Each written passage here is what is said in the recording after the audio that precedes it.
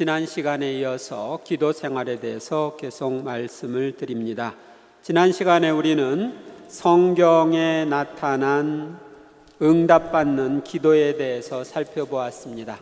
구약성서와 복음성서와 서간성서에 나타나는 응답받는 기도의 비결에 대해서 살펴보았고, 또 기도의 준비와 성장, 거기에서 이제 기도의 간접적인 준비, 직접적인 준비, 그리고 기도의 5단계를 배웠습니다.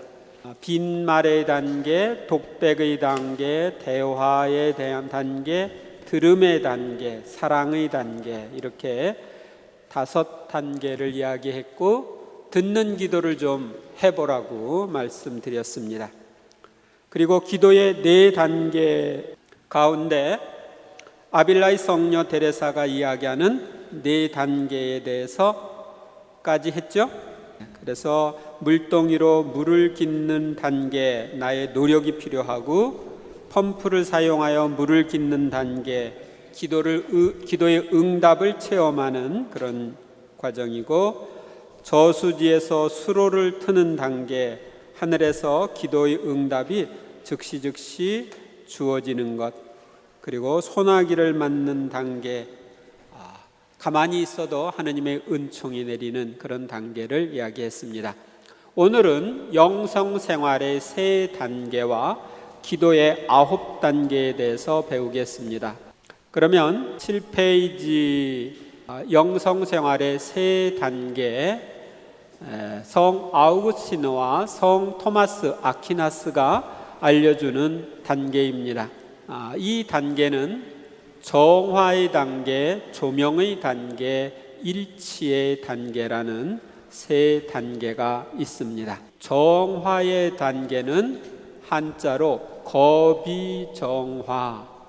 이 거비정화가 무슨 뜻이냐면, 아닌 것은 버리고 탐욕과 죄를 씻어내는 과정을 의미하고, 이 과정은 믿음, 소망, 사랑 중에 믿음의 단계에 해당됩니다.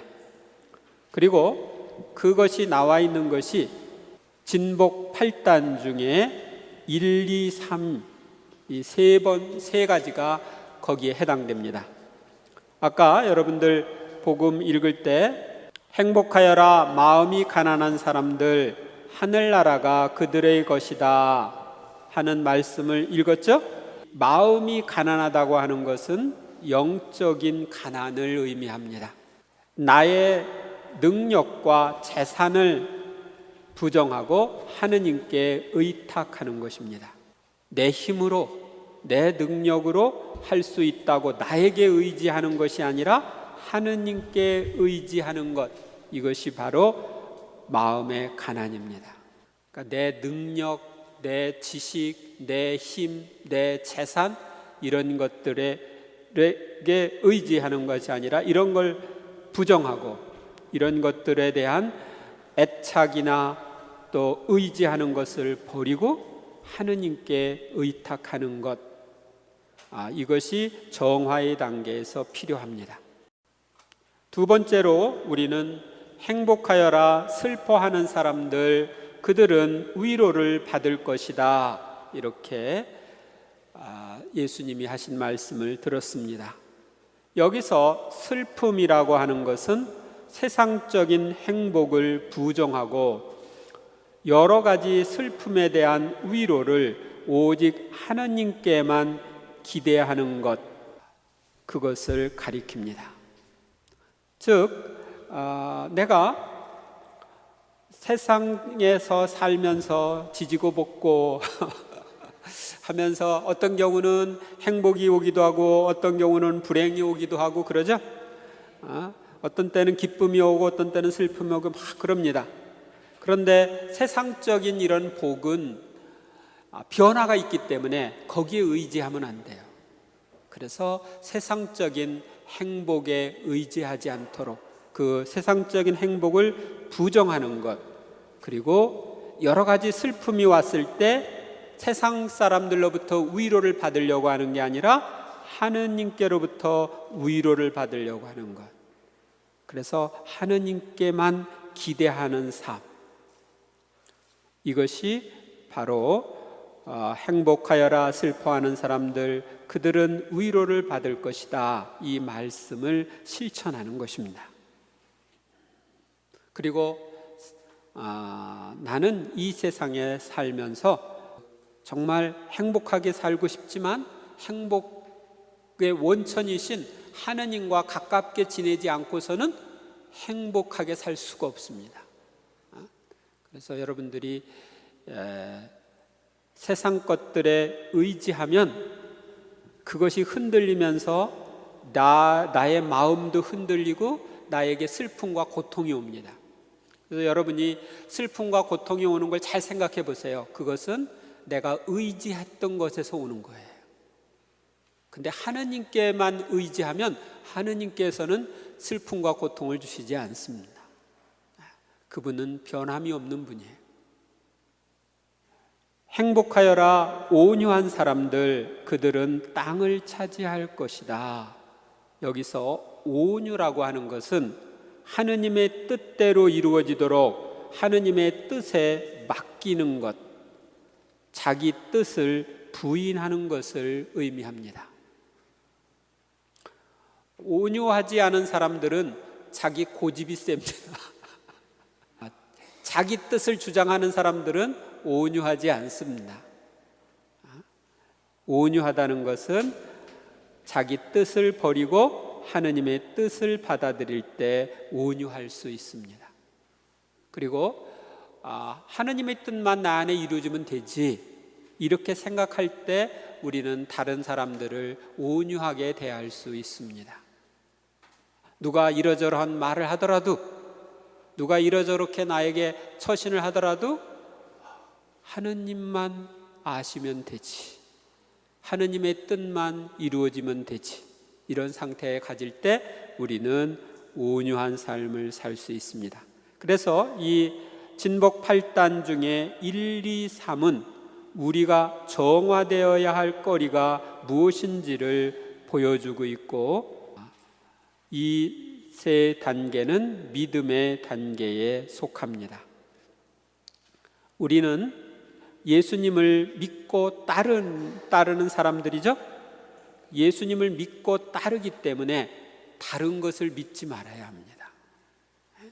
그래서 내 능력도 세상적인 행복도 나의 뜻도 믿지 말아야 하는 것입니다.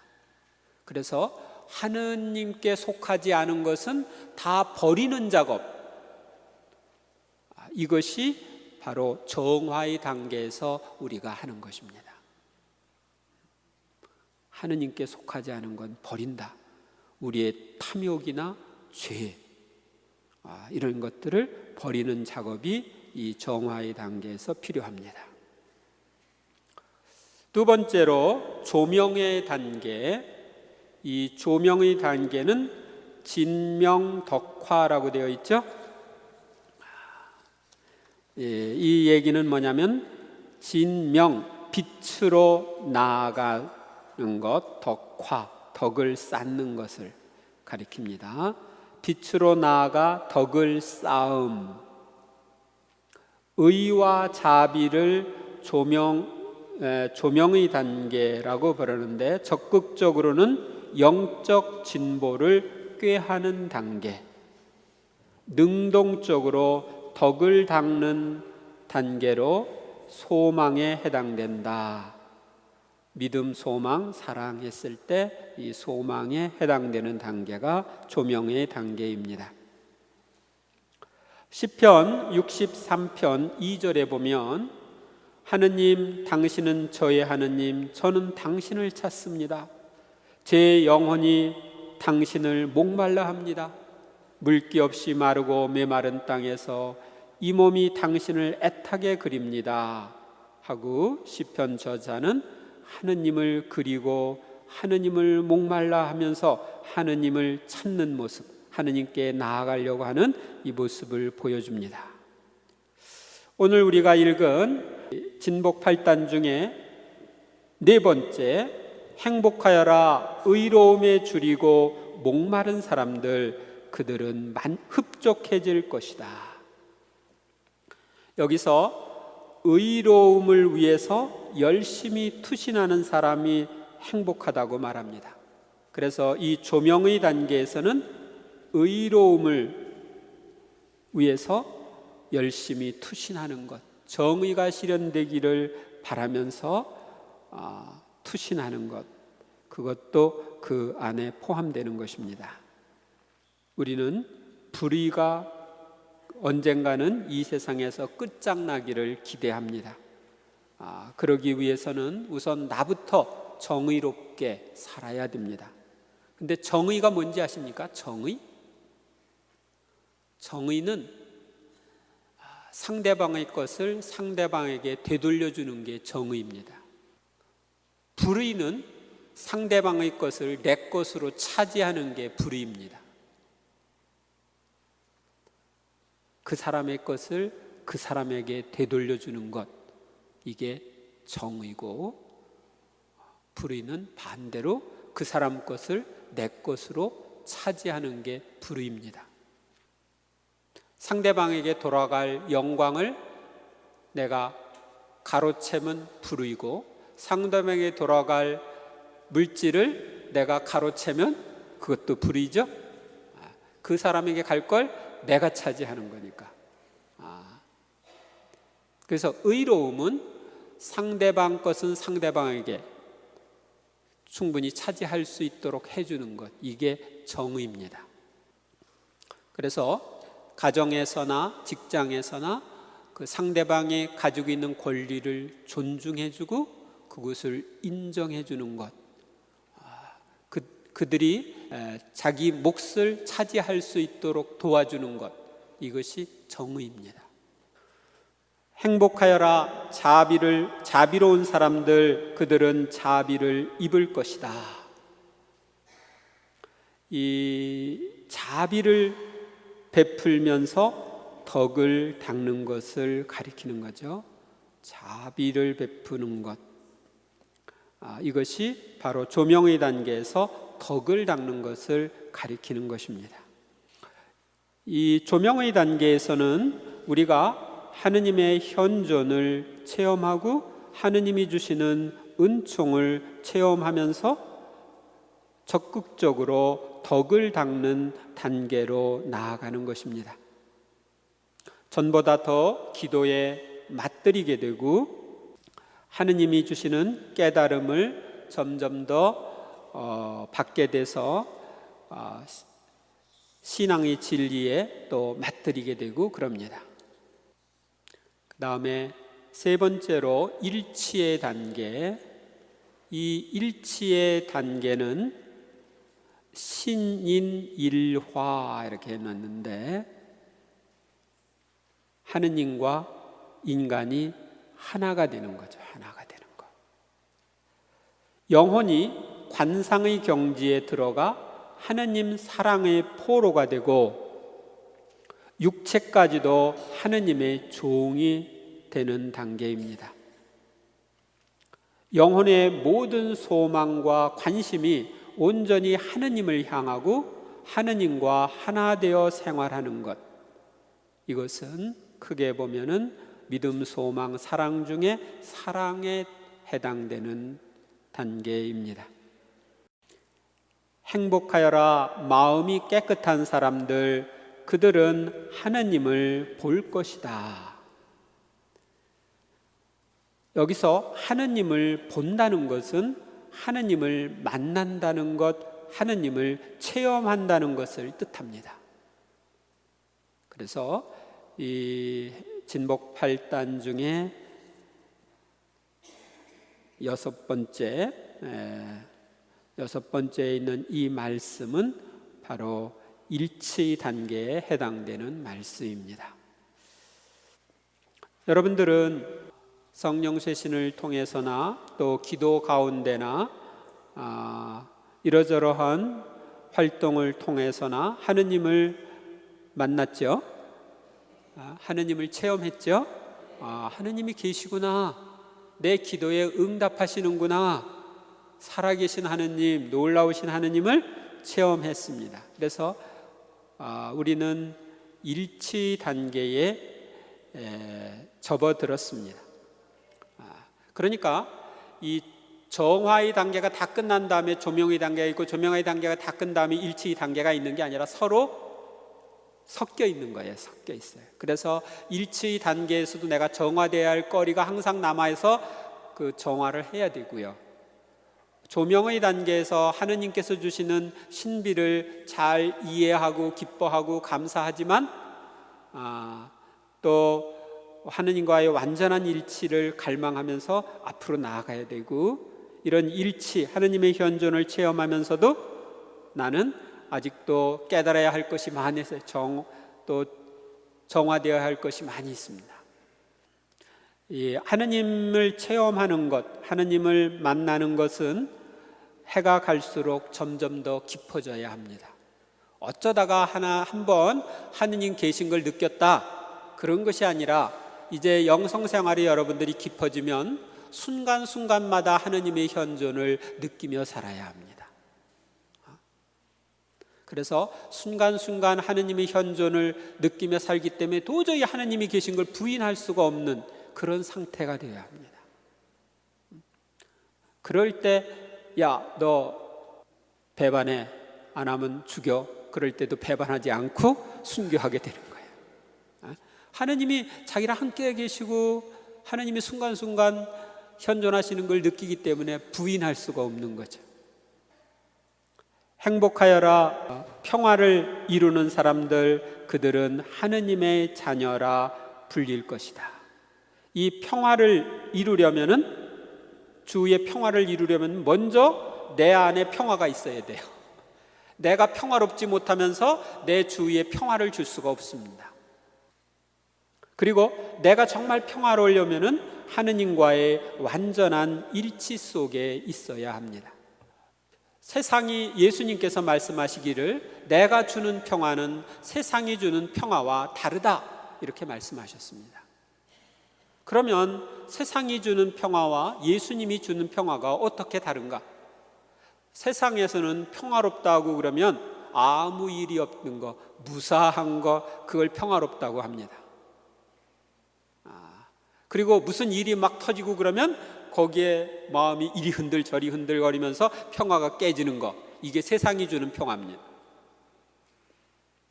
그런데 예수님이 주시는 평화는 어떤 평화느냐면은 세상 풍파 속에서도 유지되는 평화입니다.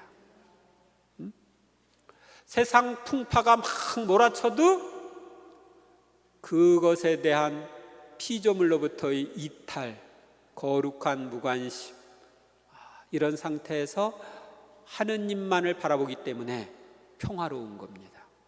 하느님이 그 사람의 마음을 차지하고 있을 때 어떤 세상 풍파도 그 사람에게서 평화를 앗아갈 수 없는 것입니다. 그래서 어떠한 처지에서든지 정말 깊은 평화 속에 있는 사람은 하느님과의 완전한 일치 속에 있다, 이렇게 말할 수 있습니다. 근데 누가 이 얘기하면, 누가 이렇게 말하면, 또 누가 이렇게 행동하면 마음이 이리 흔들 저리 흔들, 나한테 그럴 수가 있어 그러면서 평화가 깨지는 사람들, 이 사람들은 아직 지금 예수님이 이야기하는 이런 평화를 갖고 있지 못하고, 그렇기 때문에 내 주위에 참 평화를 이룰 수가 없는 것입니다. 아시겠습니까? 네. 그래서 여러분들이 이 정말 평화로운 사람이라면, 어떤 처지에서든지 평화로운 사람이라면 그 사람은 하느님과 깊은 일치 속에 사는 사람이다. 이것을 기억하시기 바랍니다. 그 다음에 이제 일곱 번째 얘기했고, 여덟 번째, 행복하여라, 의로움 때문에 박해를 받는 사람들, 하늘나라가 그들의 것이다. 사람들이 나 때문에 너희를 모욕하고 박해하며 너희를 거슬려 거짓으로 온갖 사악한 말을 하면 너희는 행복하다. 기뻐하고 즐거워하여라. 너희가 하늘에서 받을 상이 크다. 사실 너희에 앞서 예언자들도 그렇게 박해를 받았다. 박해를 기꺼이 받으려면 마음에 사랑이 있어야 합니다. 우리는 하느님과 사랑의 일치 속에 있을 때 기쁘게 그분을 위해 희생할 수 있습니다. 하느님께 대한 사랑이 우리 안에 있으면 그분을 위해서 희생하는 것이 기쁨이 됩니다.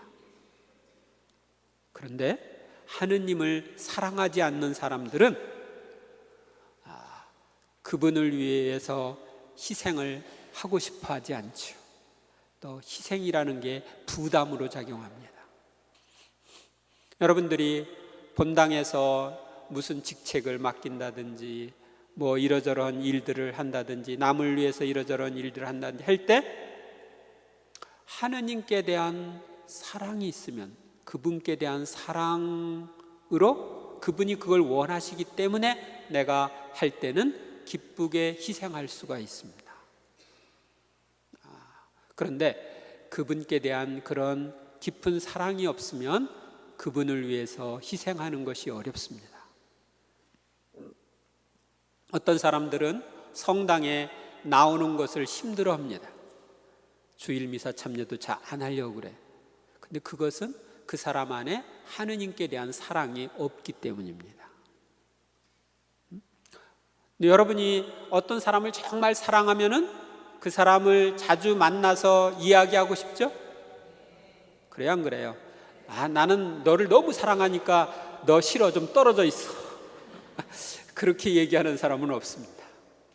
사랑하면 자주 만나고 싶고 자주 이야기하고 싶은 것이 사람의 마음입니다. 그래서 하느님을 정말 사랑하면 기도가 깊어지지 않을 수 없습니다. 기도를 자주 하지 않을 수 없는 거예요. 미사참례를 자주 하면서 그분을 만나지 않을 수 없는 것입니다. 사랑하기 때문에. 그래서 어떤 사람이 기도가 부담스럽다, 성당에 나오는 것이 부담스럽다, 하느님을 위한 어떤 직책을 맡는 것이 부담스럽다, 뭐 이런 사람들, 그 사람 안에 사랑이 없기 때문에, 하느님께 대한 사랑이 부족하기 때문에 그렇다 하는 것입니다. 자기 자신을 찾는 것, 자기 자신의 편안함을 찾을 때 우리는 희생하기 어렵죠? 내 편안함 생각하기 때문에 희생하기 어렵습니다. 그런데 하느님께 대한 사랑이 충만하면 목숨까지도 하느님을 위해 바칠 수 있습니다. 시간이나 재물뿐만 아니라 목숨까지도 그렇게 할 수 있는 것입니다. 그래서 이 하느님과의 일치의 최고 단계는 하느님과 완전히 사랑으로 하나가 되는 것. 그것이 그 단계입니다. 그래서 우리가 이제 그 정화의 단계, 조명의 단계를 거쳐서 일치의 단계까지 이르고 그 일치가 점점 깊어지는 것, 이것이 바로 우리의 영성생활이 되어야 합니다. 그래서 이 8가지 행복 안에는 이렇게 정화, 조명, 일치의 단계가 들어있다 하는 것을 기억하세요. 이런 거 몰랐죠? 여기에 이런 것이 들어있구나. 이걸 묵상하면서 여러분들이 아까 불렀던 노래를 하는 8가지 행복을 부른다면은 더 의미가 있을 겁니다. 행복하여라 마음이 가난한 사람들, 행복하여라 슬퍼하는 사람들, 행복하여라 온유한 사람들, 행복하여라 의로움에 줄이고 목마른 사람들, 행복하여라 자비를 베푸는 사람들, 행복하여라 마음이 깨끗한 사람들, 행복하여라 평화를 이루는 사람들, 행복하여라 의로움 때문에 박해를 받는 사람들, 이런 사람들이 행복한 것이고 또 이런 과정 안에 정화, 조명, 일치의 단계가 있고 믿음, 소망, 사랑에 대한 단계의 내용이 있다는 것을 기억하면서 함께 불러봅시다.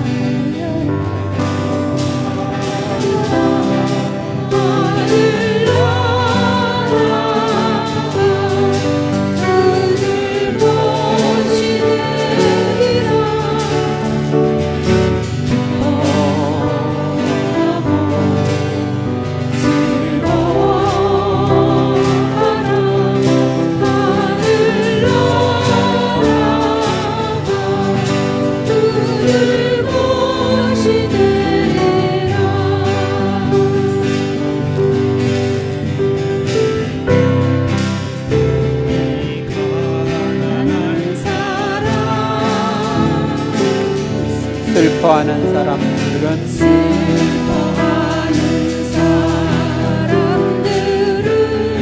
옳은 일에 줄이고 목마른 사람들은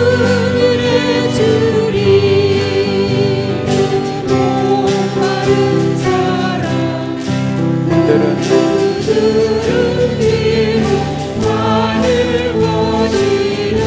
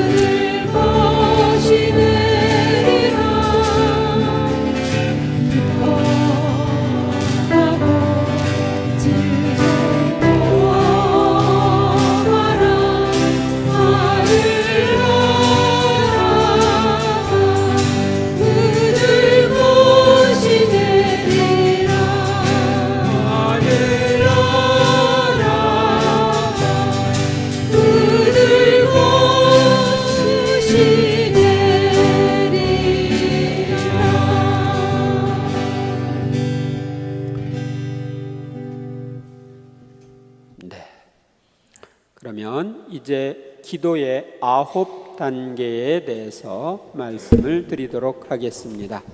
이 내용은 아주 양이 많은 내용인데 그거 하나하나 설명하려면은 한 타임에 1시간 정도 걸릴 정도로 내용이 많은 내용이지만 간단하게 그 설명을 하고 혹시 나중에 기회 있을 때 좀 더 자세하게 설명을 해드리도록 하겠습니다.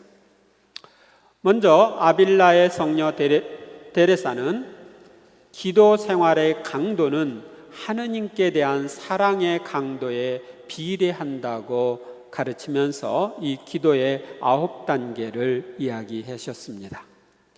첫 번째는 구슬기도, 이것은 소리기도라고 말합니다. 소리기도, 입으로 하는 기도, 입으로 소리 내어서 하는 기도. 이 구술기도는 자신의 생각과 마음속의 감정을 하느님께 표현하기 위해서 소리를 내어서 하는 기도를 말합니다. 구술기도의 대표적인 형식은 염경기도입니다. 이 염경기도는 일정하게 정해져 있는 형식, 즉 교회가 정한 기도문을 마음속으로 그 뜻을 깊이 생각하면서 읽거나 외워 바치는 기도를 말합니다. 여러분이 주님의 기도, 성모송, 영광송, 사도신경 이렇게 쭉 기도문이 있죠?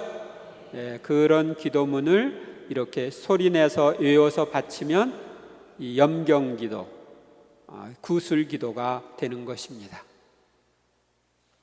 성 토마스 아퀴나스에 의하면 구술기도는 내적인 신심을 불러 일으키고 마음과 정신과 함께 몸으로 하느님께 존경을 드리는 기도입니다.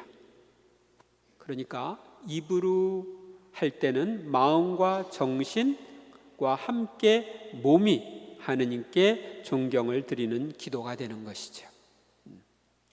기도를 할 때는 기도를 받으시는 분의 현존과 기도의 내용에 유의해야 합니다.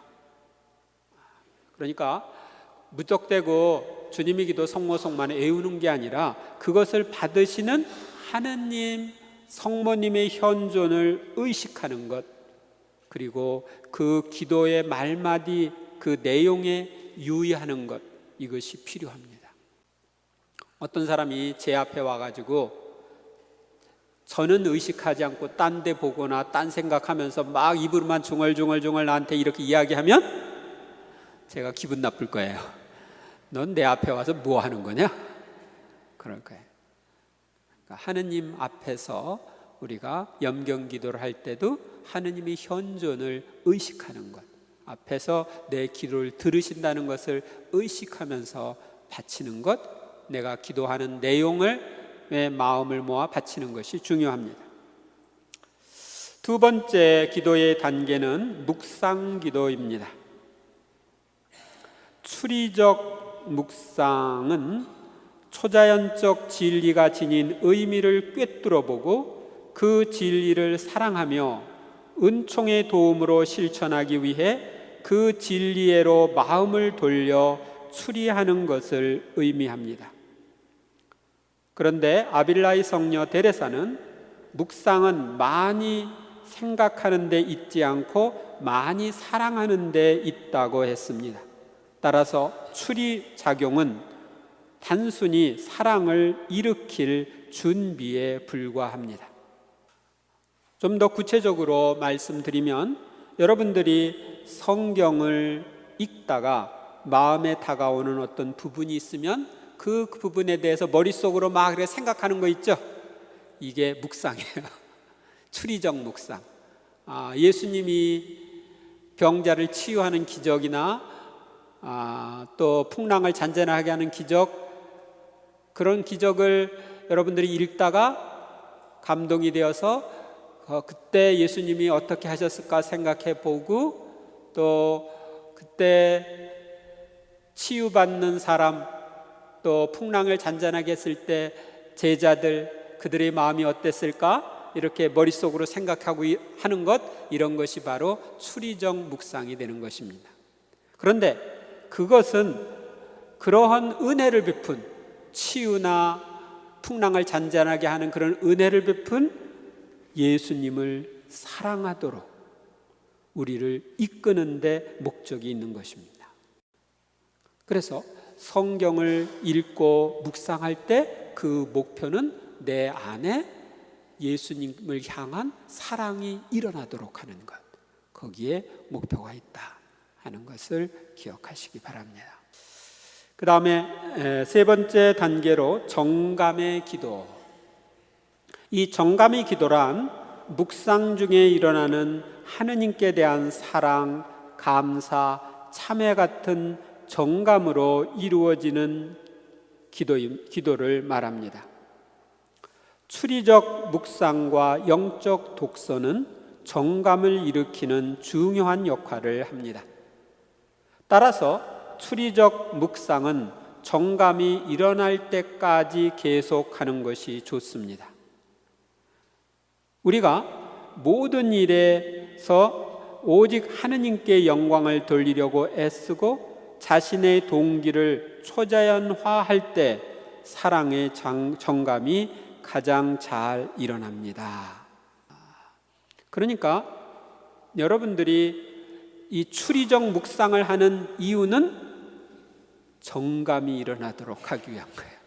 하느님께 대한 사랑의 정, 감사의 정, 참회의 정 같은 것이 내 안에 일어나면은 추리적 묵상을 딱 중단하고 그 정감에 취해서 주님과 대화를 해야 되는 것입니다.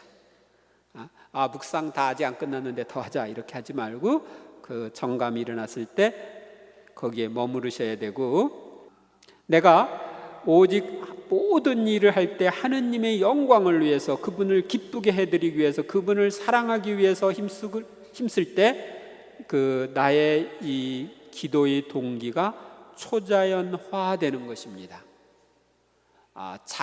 초자연화된다는 것은 하느님을 향하는 것이고, 자연화된다는 것은 인간을 향하는 것이에요. 그래서 여러분들이 여러분 자신을 생각하는 것이 아니라 하느님을 생각하고 하느님의 영광을 생각할 때 그분께 대한 사랑의 정감이 내 안에서 더 잘 일어날 수가 있습니다.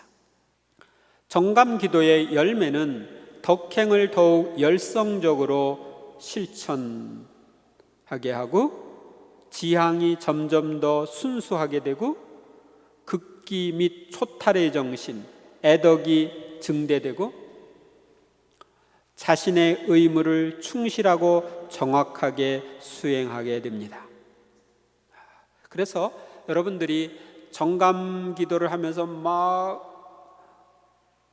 울고 웃고 막 그러고서 끝나고 나서도 변화가 안 됐다. 그러면 조금 기도가 문제가 있다고 말할 수 있습니다. 이 하느님께 대한 사랑의 정이 깊어지면 당연하게 더 덕을 닦으려고, 하느님을 닮으려고 하게 되고, 그리고 하느님께 대한 사랑을 체험하기 때문에 나도 사랑으로 그분께 응답해야 되니까, 하느님께 대한 사랑으로 하니까 내 지향이 점점 더 순수해지는 거예요. 나의 이익을 위해서 하면은 그 지향은 순수하지 않은 겁니다. 하느님을 향할수록 지향이 순수해지는 겁니다.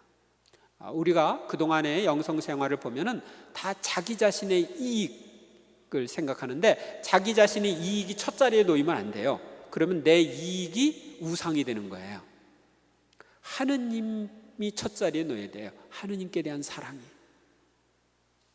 그러니까 내가 천국에 가기 위해서 성당에 다닌다, 어떤 면으로는 맞습니다. 내가 더 행복해지기 위해서, 더 기쁘기 위해서, 더 평화롭기 위해서 성당에 다닌다, 어떤 면으로는 맞는데 어떤 면은 틀려요. 만약 그것이 하느님 자리를 차지하고 있다면 그건 우상 숭배로 잘못된 것입니다. 내가 하느님께 대한 사랑 때문에 성당에 다닌다, 하느님이 너무 사랑스럽고 좋은 분이기 때문에 그분과 영원히 살고 싶어서 천국에 간다, 이렇게 돼야 되는 거예요. 그래서 그렇게 하느님을 위한 지향으로 바뀔 때 내 지향이 순수해지는 겁니다. 그리고 이렇게 그분께 대한 사랑과 감사가 깊어지면 당연히 그분을 위해서 내가 희생하고 극기하는 것 쉬워지고, 또 내 안에 애덕이 증가하고, 그분이 내 의무를 충실히 하기를 원하기 때문에 내 의무를 충실히 하려고 하게 되는 것입니다. 네 번째, 단순성의 기도. 단순성의 기도를 성녀 대데레사는 습득된 잠심의 기도라고 했고, 다른 영성가들은 이 기도를 단순한 응시의 기도, 하느님 현존의 기도, 신앙에 대한 단순한 비전의 기도라고 부릅니다. 이 단순함의 기도는 성삼의 그분의 신비, 완전성, 그리스도교 진리를 단순히 사랑하는 마음으로 응시하는 것입니다. 묵상에서 사용된 추리는 단순한 지적 응시로 바뀌고, 정감기도에서 체험한 정감들은 하느님에 대한 단순한 여정으로 옮아갑니다. 그러니까 이런 것입니다. 이 단순성의 기도에서는 하느님의 어떤 신비, 하느님 자신, 그분이 가르쳐 주신 진리, 여기에 내가 그것들을 사랑하는 마음으로 집중해서 있는 상태, 그것을 가리킵니다. 즉 예를 들면은 감실에 성체 예수님이 계시죠? 그냥 예수님만 응시하면서 가만히 있는 상태. 그리고 그분께 대한 어떤 사랑의 정이 내 안에 일었을 때 그 사랑의 정 안에 그냥 단순하게 머물러 있는 상태, 이것이 단순성의 기도입니다. 그러니까 하느님 현존을 의식하면서 그냥 그 현존에 집중해서 가만히 있는 상태,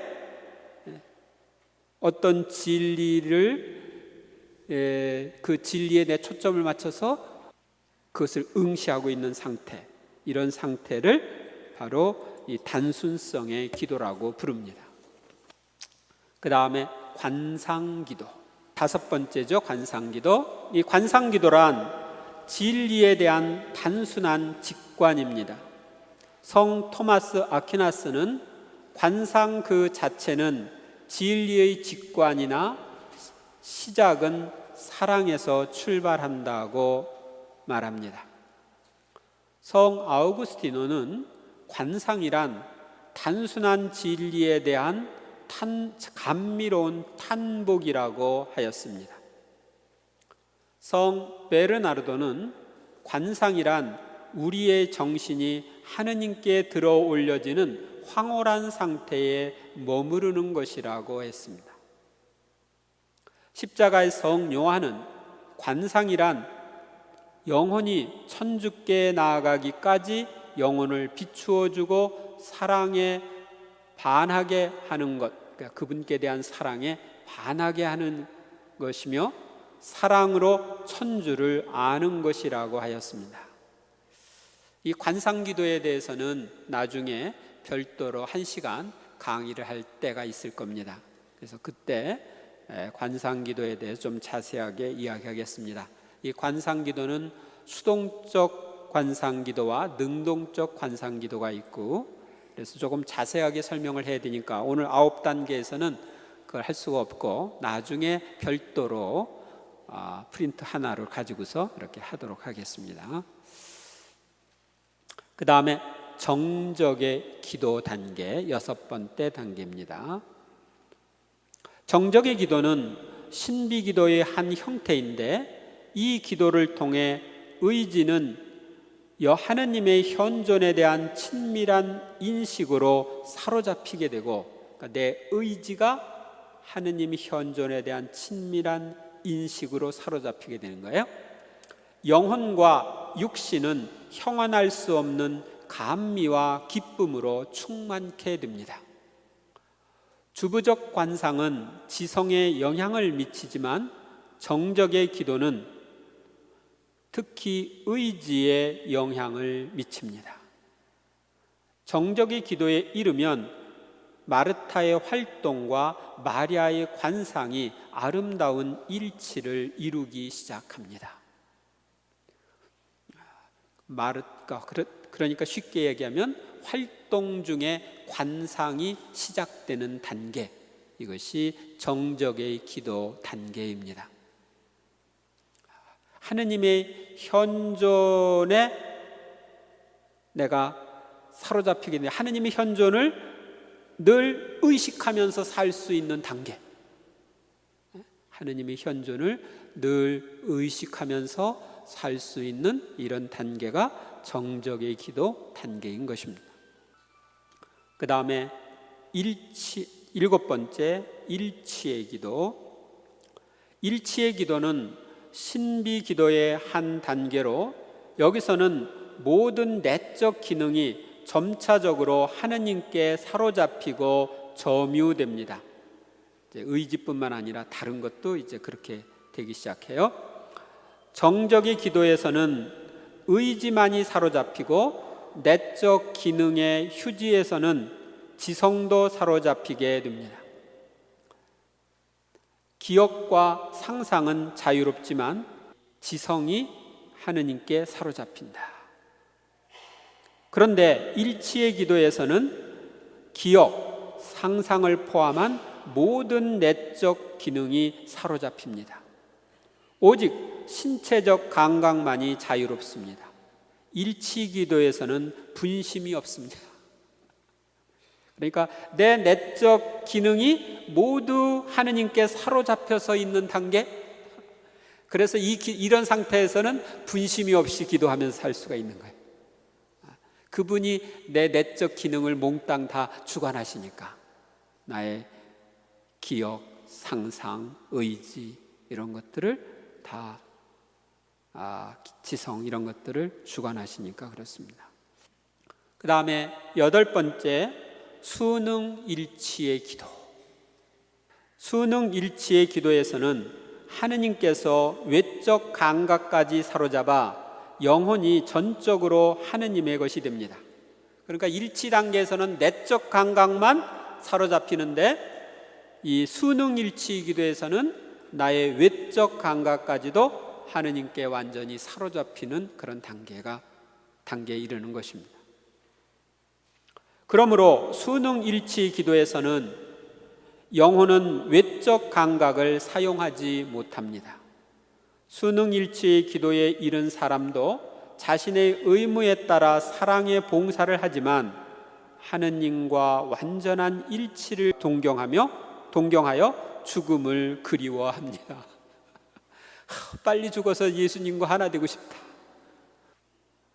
그래서 예수님과의 그런 일치를 체험하고 일치가 깊어지니까 그분과의 일치가 너무 그리워가지고 완전한 일치를 이루기 위해서 죽기를 원하는 거예요. 그래서 이 데데레사나 이 영성으로 깊이 들어간 사람들은 주님께 그런 당신과의 일치를 위해서 죽게 해주시기를 이렇게 갈망하는 그런 기도를 하는 걸 볼 수 있습니다. 수능일치의 기도를 탈원적 기도라고 부르기도 합니다. 이 기도에서 영혼은 그가 하느님 안에 있고 하느님은 영혼 안에 계심을 체험합니다. 내가 하느님 안에 있고 하느님이 내 안에 계시고 이런 것을 실감하는 거예요. 수능일치 기도에서 이루어지는 영적 약혼 혹은 계약은 하느님과 탈원적 일치에서 생깁니다. 그러니까 이 수능일치의 기도에서는 탈원의 상태에 들어가고 하느님과 신비적 약혼의 상태에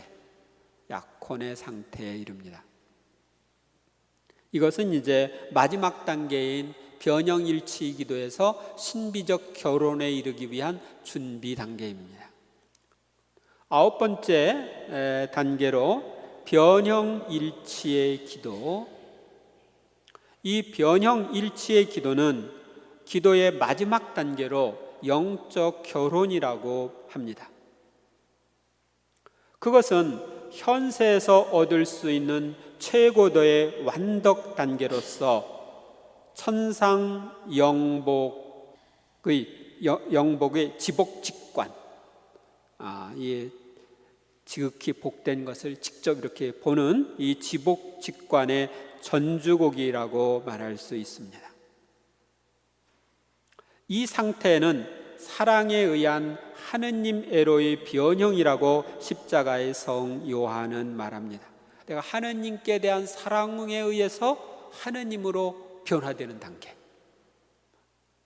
변형일치의 기도에서는 하느님과 영혼 간에 완전한 상통과 상호 증여가 있기 때문에 영적 결혼이라고 부릅니다.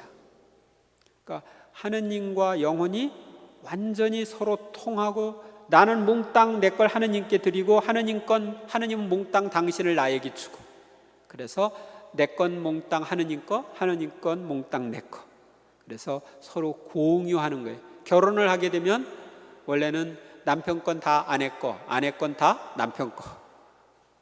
이렇게 하나로 일치해서 살아야 되는 것처럼 바로 그런 단계에 이르는 것입니다. 변형일치에 도달한 영혼은 자신에 관한 것은 전혀 바라지 않고, 그러니까 나의 이러저런 것, 나의 이런 것 전혀 바라지 않는 거예요. 하느님의 영광을 드러내는 일에만 몰두하고, 이 때문에 생명까지 기꺼이 버리고자 합니다. 하느님의 영광을 위해서라면, 그분께 대한 사랑을 위해서라면 어떤 희생도 마다하지 않으려고 하는 그런 상태에 이르는 거죠. 그는 하느님의 뜻만이 가장 좋은 것임을 깨닫고 모든 일에 있어 하느님의 뜻이 이루어지기를 바랍니다. 하느님의 뜻만이 최고다. 이걸 이제 확실하게 깨닫고 하느님의 뜻만 이루어지면 된다, 모든 일에서. 그러니까 나는 찾지 않는 거예요. 나로부터는 이미 다 벗어난 겁니다. 완덕은 우리의 의지를 하느님의 뜻에 순응시키어 하느님의 뜻이 무엇인가를 깨닫는 즉시 마음을 다해 그것을 행하기를 바라고 하느님의 뜻을 알므로써 고통과 즐거움을 얻는 것입니다. 완덕에 이를 때 하느님의 뜻을 점점 더 깊이 깨닫게 되고, 그 하느님의 뜻이라면 목숨까지 바쳐서 기꺼이 깨닫는 즉시 마음을 다해서 그것을 행하는 것, 그런 단계에 이르는 것입니다. 그래서 결국 여기 보면은 하느님의 뜻과 우리의 뜻이 완전히 하나가 되어서 하느님의 뜻만이 우리를 통해 이루어지는 단계, 이것이 최고의 단계죠. 그러니까 여러분들이 지금 하느님 뜻 영성을 하는 것은 바로 최고의 단계를 하는 거예요. 그리고 이렇게 하느님과 내가 완전히 하나 되어서 사는 이 단계, 바로 신적인 생활을 하는 거예요. 내가 하느님과 하나 되어 하느님화 되어 사는 단계이기 때문에 이것이 자연적인 생활이 아니라 초자연적인 생활, 신적인 생활이 되는 것입니다. 하느님은 우리를 점점 이렇게 이끄셔가지고 이 최고 단계에 이르게 하십니다. 그리고 이제 여러분들이 하고 있는 하느님 뜻 영성은 이렇게 결혼을 한 다음에 결혼 생활을 해야지. 여기 영적 결혼까지만 이야기했는데, 영적 결혼이 열매 맺는 단계, 이것이 바로 하느님 뜻 안의 삶입니다. 그래서 온 인류를 위해서 기도할 수도 있고 온 인류에게 영향을 주는 그런 삶을 살 수 있는 단계, 그 단계에 이릅니다. 작은 하느님이 되어서 사는 그런 삶의 단계로 우리를 초대하는 것이 바로 하느님 뜻 영성, 하느님 뜻 안의 삶인 것입니다. 여러분들이 이런 단계를 보면 내가 지금 어디에 와 있는지 알겠죠? 내 안에 버려야 될 게 뭔지 이런 것들을 알 것입니다. 그리고 하느님이 우리 교회 안에 놀라운 성인 성녀들을 통해서 이러한 영성의 길을 알려주시고 우리를 그곳으로 이끄시는 데 대해서 감사와 찬미를 드리시기 바랍니다.